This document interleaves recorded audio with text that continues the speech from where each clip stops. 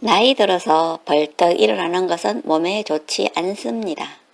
젊었을 때와 다르게 60이 넘어서부터는 아침에 일어나려면 여기저기 쾌적하지 않는 몸에 기운이라도 넣듯 녹슨 기계에 기름칠이라도 하듯 스트레칭으로 시작해 하루를 열게 됩니다.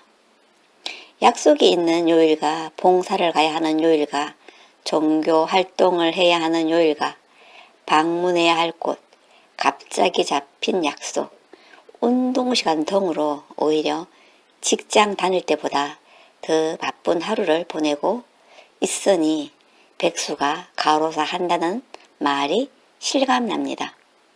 이렇게 퇴직하고 난 후에 시간도 바쁜 것은 매 한 가지인데 좋은 점은 출근해 월급 받는 것도 좋지만 출근하지 않으니 긴장감은 없어서 좋습니다.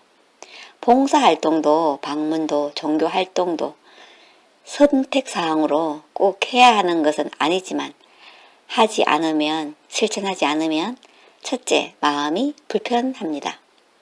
체면이라기보다도 살아있어서 인간 관계로 해야 한다는 것도 있지만 그것보다 확실한 것은 실천하고 나면 실천하지 않을 때보다 오히려 에너지가 충전되어 기분이 좋게 된다는 것입니다.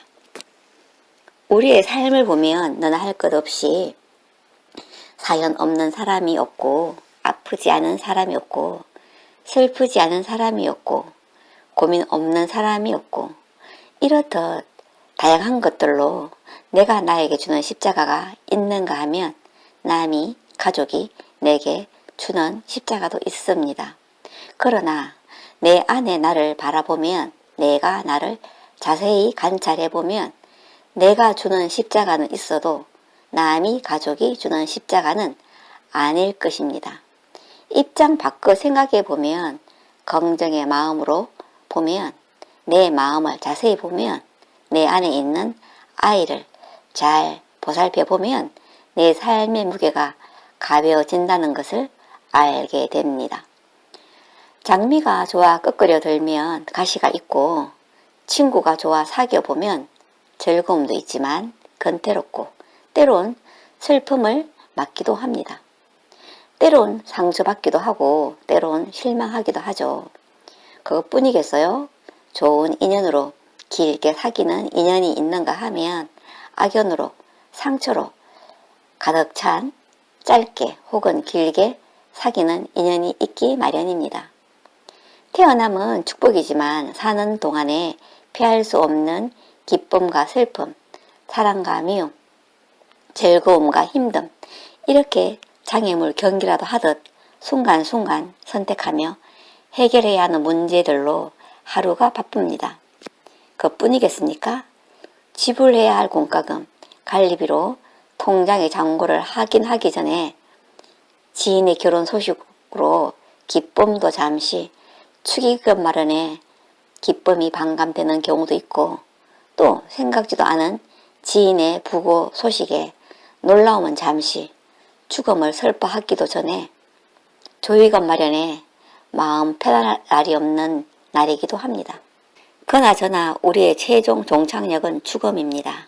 하루를 보내며 나이가 들수록 거울을 자주 보며 용모를 단정히 하고 웃음으로 바꿔보고 내가 먼저 친절한 사람으로 따뜻한 미소로 저축하는 시간, 환하게 웃어볼 수 있는 시간은 나를 여유롭게 하며 불안에서 탈출하게 하는 시간이 되기도 합니다. 그러니까 내가 더 많이 웃으면 좋겠습니다. 웃으면 암도 치료한다는 연구 결과도 있으니까요. 잘 산다는 것은 개인에 따라 다르지만 물질로서 잣대를 잴 수 있는 것은 아니지만 가장 기본적인 부자가 될 수 있는 확실한 방법은 수입보다 지출을 적게 하는 것이고 다음과 같은 요소를 고려하여 일상생활을 지속적으로 개선해 나간다면 잘 사는 것에 한 걸음 더 가까워질 수 있을 것입니다. 잘 사는 방법 7가지입니다.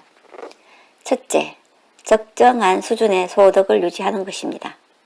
둘째, 생활비, 저축, 투자 등에 분배하는 합리적인 지출 계획을 수립하는 것. 셋째, 신용카드나 대출 등의 빚을 최소한으로 유지하고 상환 계획을 세우는 것입니다. 넷째, 금융 상식을 습득하여 저축, 투자 등에 적절한 분산 투자하는 것입니다. 다섯째, 꾸준한 운동, 충분한 수면 등 건강한 생활 습관을 유지하는 것입니다. 여섯째, 가족, 친구, 동료 등과 좋은 관계를 유지하고 소통하며 지내는 것입니다. 일곱 번째, 꾸준한 자기 개발을 추구하는 것입니다.